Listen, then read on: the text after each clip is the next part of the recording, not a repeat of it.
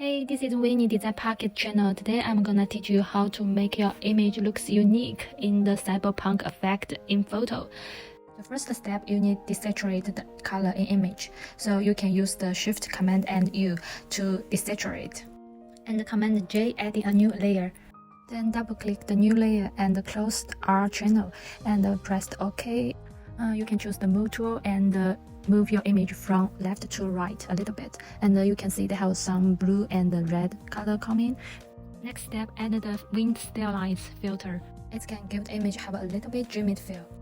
The final step is adding a new blank layer, and you can fill in with pink and blue gradient. Just depend on you. Some people they will prefer like adding the red and blue. Just on your prefer, you can choose which one you like.